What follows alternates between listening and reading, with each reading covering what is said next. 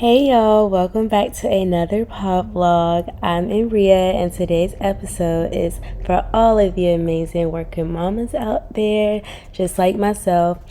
But we all know how challenging it is to juggle like your work and your personal life, right?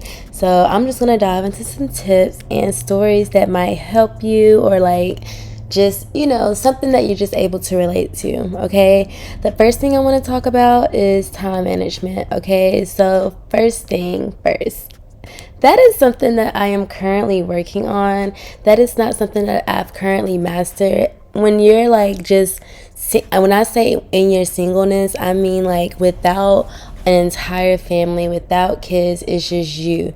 When you have that time to yourself, it is extremely different than when you have kids, okay? Because when I was in my singleness, I had the time management mastered, okay? Down to the T, baby. But when I have my family, it's just, you're not just responsible for yourself, you're responsible for your family as well, okay? So that is one thing that I'm currently working on. But some of the tools that are useful for me are physical planners that have like calendars in them. My Google Planner, I use them for my content creation, and my Notion, which is what I use for my 12-week year. Okay, I love using those type tools because they help just keep my plans and all of my goals and everything like that just organized. Okay, but you need to be as realistic as possible, just making sure that the goals that you're setting aligns with your current schedule.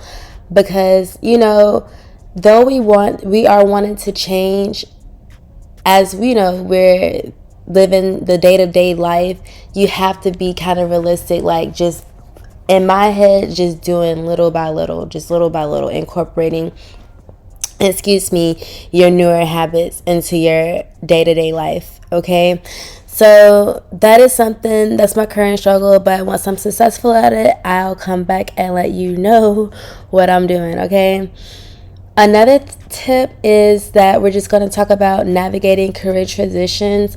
For example, when I was on maternity leave, it was just like emotionally challenging, just the first time separating physically from my baby. Luckily for me, but not so luckily, I went to work literally for one day. And then that one day, I was on FaceTime all day with my boyfriend because I just wanted to see her. I just wanted to see Nova so bad. And then like around 2 o'clock that day, the governor issued a state of the emergency because of COVID. And I honestly thought that was fake because I'm like, oh my goodness, I just got to work. And then right when I get to work, they're saying, no, we're just going to do remote teaching because, now we really can't even leave the house. And I was scared because of the COVID. Like, I didn't even know what to expect with that whole situation, but I was just so grateful for that time just to have with my daughter, just to spend extra time at home, because honestly my maternity leave was up. Like, it was just time for me to go back to work, but God just grants me that extra time, to spend with them and spend with her.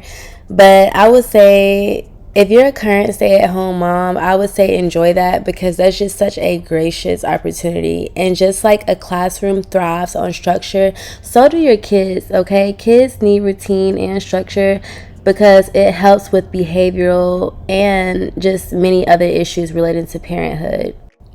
So in order for me to become being intentional about balancing my work and my family, is just one, making sure like as soon as I get home, me and the girls, we're eating some type of snack together, because that's what I do love to do. I love, whether it's playing with building something with blocks, we're reading some type of book, we're having a dance party.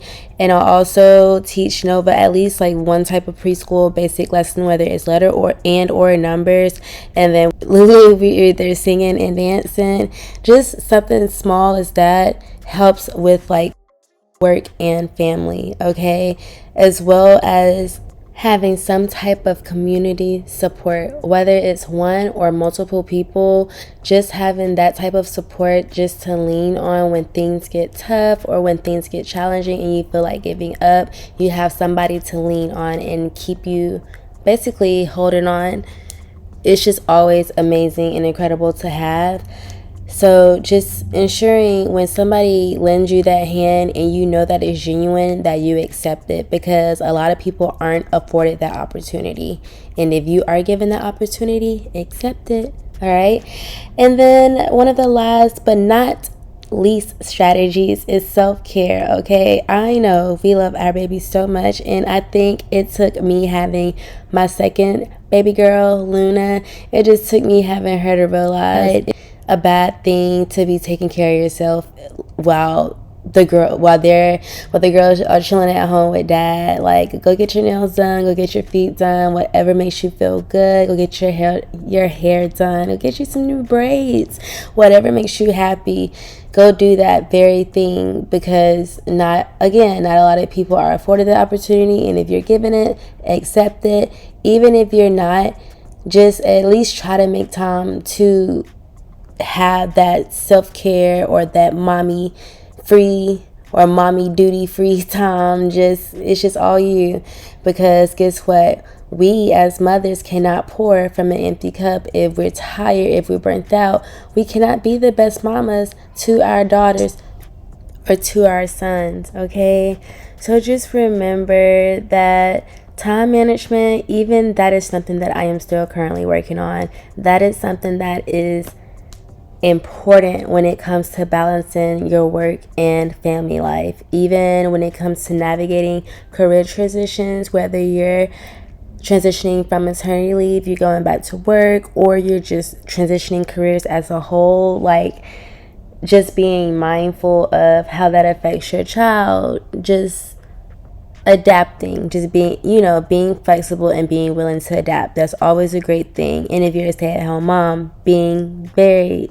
just extremely grateful. Okay, also we talked about different work-life balancing strategies that we could use, some self-care strategies, and just communal support. Okay, again, God, or whoever you believe in, your higher power, did not put you on this earth to be alone, to do life alone.